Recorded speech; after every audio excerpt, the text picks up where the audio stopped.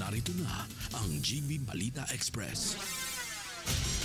Magandang umaga mga ka-vibes. Kayo ay nakatutok sa GV Balita Express sa programang Good Vibes Morning dito lamang sa GV 99.9 Your Good Vibes. Ako po si DJ Frankie at kasama natin sa kabilang linya si DJ Joey Boy at DJ Noel upang maghatid ng pinakabagong balita, keeping you GV informed, GV aware and GV updated. Muli ito po ang GB Balita Express. oras natin ngayon, 6:30 AM on o'clock Philippine Standard Time, brought to you by Unilab. 80 years ng alaga, alagang Unilab yan. At dako na tayo sa ating headlines balita. Bagyong Tino nananalasa sa Dinagat Islands at Surigao del Norte. Bilang ng stranded sa mga pantalan dahil sa epekto ng Bagyong Tino, lumakas pa sa halos 3,000 ayon sa PCG. Mga lugar na walang pasok sa Calabarzon dahil sa Bagyong Tino, alamin. At DICT puspusan ng pagtutok sa epekto ng traffic flood sa internet. Lalaki patay matapos saksakin dahil sa online gambling. Riding in tandem na ng hold up sa Prutasan, arestado matapos sa habulan at barilan. 20 million pesos na halaga ng marijuana na lambat sa Balayan, Batangas. Barangay Tanod, arestado sa pagbebenta ng ilegal na droga sa Rosario, Batangas. Away na magkapitbahay na uwi sa pananaksak sa Rosario, Batangas. Suspect, arestado. Para sa detalye ng ating balita, Bagyong Tino nananalasa sa Dinagat Islands at Surigao del Norte. At para sa detalye ng ating balita, DJ Joey Boy, ibalita mo. GB Balita Express. DJ Frankie, nagdulot ng matitinding hangin si Bagyong Tino sa Dinagat Island at Surigao del Norte nitong Lunes ng gabi dahilan ng pagbagsak ng mga puno at pagkawala ng kuryente sa ilang lugar. Ayon kay Governor Nilo De Meri Jr., nakahanda ang mga ospital at mga response team habang nasa 20,000 residente na ang inilikas. Sa Surigao City, tinangay ng malakas na hangin ang bubong ng mga bahay at nasira ang mga bintana, kaya napilitang lumikas ang mga residente. Inutos ni Mayor Paul Duglao ang sapilitang paglilikas ng mahigit sa 3,500 pamilya sa mga lugar na bantado sa baha at pagbuho ng lupa matapos mawala ng kuryente ang buong lungsod. Nagbabala rin ang mga otoridad sa posibleng storm surge at landslide. Mabilis namang tumugon ng mga residente na naalala pa ang pinsalang dulot ng Bagyong Odette noong 2021. Para sa GV Balita Express, ito si DJ Joey Boy sa GV 99.9, Your Good Vibes. Bilang ng stranded sa mga pantalan dahil sa epekto ng Bagyong Tino, tumaas pa ayon sa PCG. Para sa detalye, DJ Noel, ibalita mo. GB Balita Express. DJ Frankie, tumaas pa ang bilang ng mga stranded na individual sa mga pantalan sa bansa kahapon, Nobyembre 3, kasabay ng muling dagsa ng mga pasaherong nagsisibalikan sa kanilang trabaho matapos ang undas. Ito ay bunsod pa rin ng Bagyong Tino na nakaaapekto sa ilang parte ng bansa. Base sa monitoring ng PCG, umabot sa 2,480 na pasahero at drivers ang naitalang stranded sa mga pantalan sa Central Visayas, Southwestern Mindanao, Southern Tagalog, Bicol, Eastern Visayas at Southern Visayas. Maliban dito, may 44 na barko, isang motorbangka at 700 rolling cargos ang stranded habang pansamantalang nakikisilong ang nasa 223 na barko at 117 na motorbangkas. Samantala, inactivate na ng PCG ang kanilang deployable response groups para rumisponde sa mga posibleng epekto ng bagyo. Hinimok naman ng Philippine Coast Guard ang mga mangingisda at operator ng mga maliliit na sasakyang pandagat na makinig sa mga abiso mula sa State Weather Bureau upang malaman ng update sa lagay ng panahon at sa gale warning at iwasan ng paglalayag sa mga maaalong dagat hanggang sa bumuti ang lagay ng panahon. Para sa GV Balita Express, ito si DJ Noel sa GV 99.9, Your Good Vibes. Mga lugar na walang pasok sa Calabarzon dahil sa Bagyong Tino, alamin. At para sa detalye ng balita. GV Balita Express. Dahil sa sama ng panahong dala ng Bagyong Tino, ilan sa mga bayan at lungsod sa Calabarzon region ang nagkansela ng pasok ngayong Martes, Nobyembre 4. Para sa Cavite Province, all levels, public and private, shift to modular distance learning. At para naman sa bayan ng Laguna, Santa Cruz, San Pablo City, Bai, Victoria, Pagsanhan ay shift to modular distance learning, all levels public and private. At wala rin pasok ang Nagcarlan, Pila, Municipality of Rizal, Cavinti, Alaminos, Liliw, Mahayhay, Kalayaan, Fami at Paete. All levels, public and private po yan mga ka-vibes. At para naman dito sa Batangas, wala pong pasok sa Batangas City, San Juan, Batangas, Lipa City, Batangas, San Jose, Batangas, Taysan, Batangas, Lobo, Calaca City, Rosario, Laurel, Tingloy at Talisay. All levels, public and private. Para sa GB Balita Express, ako po si DJ Frankie sa GB 99.9, your good vibes. At DICT puspusan ng pagtutok sa epekto ng traffic flood sa internet. Para sa detalye ng balita, DJ Joey Boy, ibalita mo. GB Balita Express. DJ Frankie, mga ka-vibes, nagbabala ang Department of Information and Communication Technology o DICT sa publiko hinggil sa inaasahang malawakang traffic flood o Distributed Denial of Service o mas kilala din bilang DDoS attack sa internet sa darating Nobyembre 5. Ito po ay bukas, mga ka-vibes, isang uri ng cyber assault na maaaring magdulot ng matinding pagkaantala sa pag-access ng mga website at apps. Inihahalin tulad ito ng DICT sa isang matinding traffic jam sa internet, sabay-sabay na sinusubukang pasukin ng mga hacker ang isang website o application na nagre-resulta sa pagbagal ng serbisyo o hindi agad mabuksang site o app na para bang sinadyang isara ang daan sa mga lehitimong gumagamit. Bagamat nilinaw ng DICT na walang personal na account, datos o pera ang mananakaw sa ganitong sitwasyon, hindi maikakaila ang epekto nito sa mga negosyo, serbisyo at pang-araw-araw na online na gawain ng publiko. Tiniyak naman ng DICT na mahigpit na minomonitor ang sitwasyon at nakahanda ang mga kaukulang hakbang upang mapigilan ang mas malawak na epekto ng cyber attack.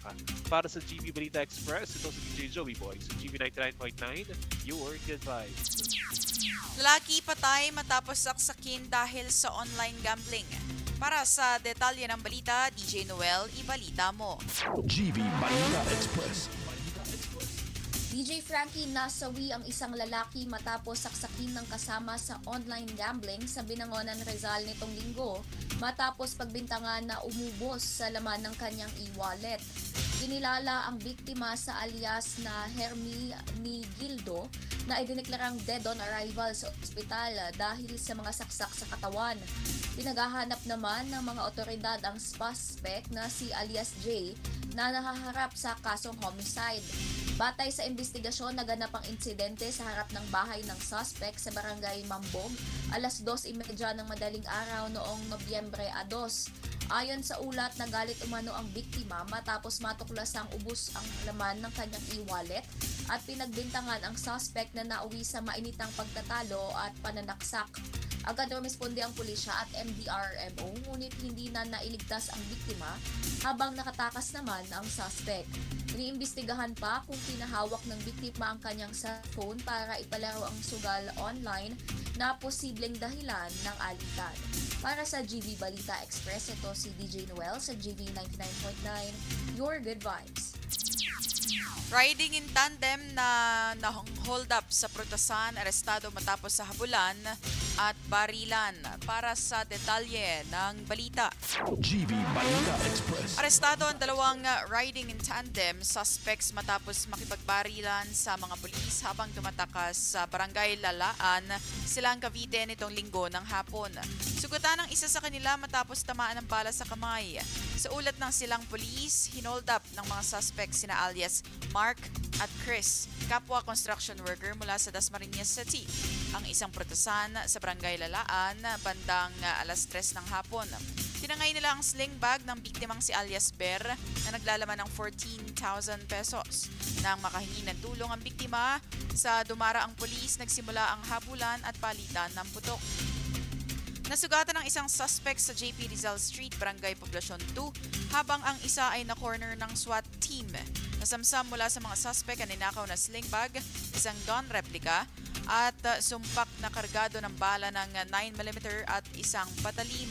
Pinuri ng Cavite Police Provincial Director Colonel Ariel Red ang mabilis na aksyon ng mga rumispindeng pulis. Para sa GV Balita Express, ako po si DJ Frankie sa GV 99.9 Your Good Vibes. At 20 million pesos na halaga ng marijuana nalambat sa Balayan, Batangas. Para sa detalye ng balita, DJ Joey Boy, ibalita mo. GV Balita Express. Mahigit 20 milyong pisong halaga ng pinatuyong marijuana o kush ang na-recover matapos matagpo ang balutang-lutang sa dalampasigan ng Barangay San Piro, Balayan, Batangas nitong linggo ng umaga. Ayon kay Barangay Chairman Roderick de los Reyes, 6 na sako na naglalaman ng 27 pakete ng kush, may kabuuang bigat na 13.5 kilos ang nadiskubre sa lugar. Tinatayang naabot ito sa halagang 20.25 million pesos batay sa PIDEA Standard Drug Price. Tinutukoy ng mga otoridad kung may kaugnayan ito sa 32 pakete ng high-grade marijuana na na-recover ng Western Naval Command sa West Philippine Sea, Palawan noong Oktubre 17. Pareho umano ang packaging at tag markings ng mga ito.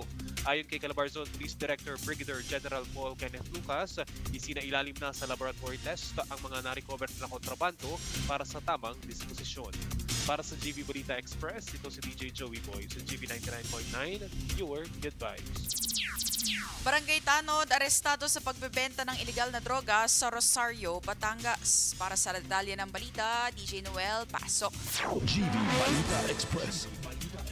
Arestado ng mga tauhan ng Municipal Drug Enforcement Team ng Rosario Municipal Police Station ang isang barangay Tanod na umano'y sangkot sa pagbebenta ng illegal na droga sa barangay San Isidro, Rosario, Batangas nitong Nobyembre 2. Kinilala ang suspect na si Tony, 45 anyos, may asawa at residente ng barangay Nasi sa nasabing bayan.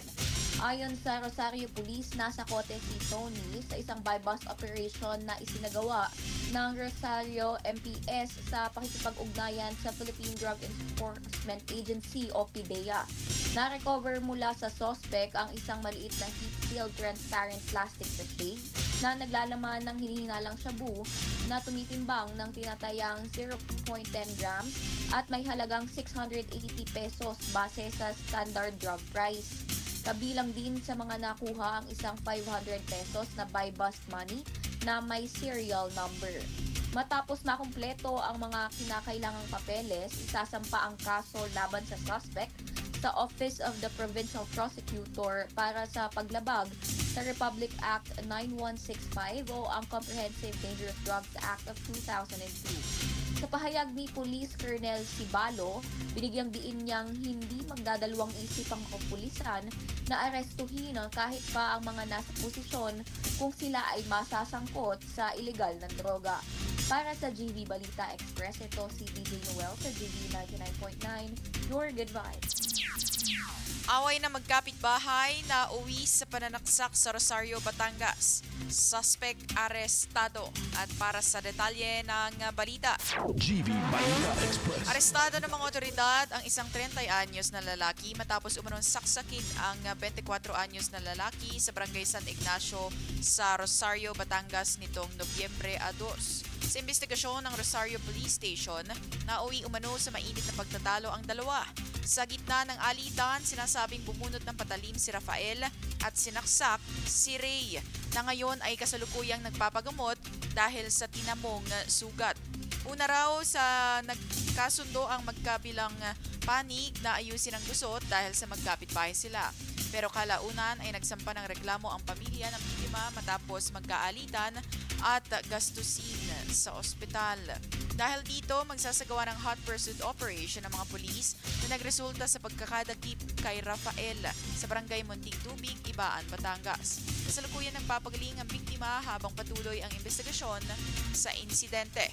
Para sa GV Balita Express, ako po si DJ Frankie sa GV 99.9, Your Good Vibes. At yan ang balita, hatid sa atin ng Lipa Medics Medical Center. Follow them on their Facebook page, Lipa Medics Medical Center, their Instagram at Lipa Medics Medical Center, and you may check out their website, lipamedics.com. 6:45 a.m. on o'clock Philippine Standard Time. Today is November 4, 2025. Manatiling nakatutok sa GV 99.9 para kayo ay GV informed, GV aware, and GV updated. Muli ako po si DJ Frankie at kasama natin sa kabilang linya DJ Joey Boy at DJ Noel, only here at the most influential Good Vibes radio station. Ito po ang GV 99.9, your Good Vibes. GV Balita Express. GV Balita Express. Mga may init na bagong balita. Mga balitang dapat mong malaman ngayong umaga. GV Balita Express. GV Balita Express. Mga balitang kinalap ng buong puwersa ng GV 99.9 Batangas. GV Balita Express. GV Balita Express. Mga balita sa loob at labas ng Timog Katagalugan. GV Balita Express. GV Balita Express. GV Balita Express.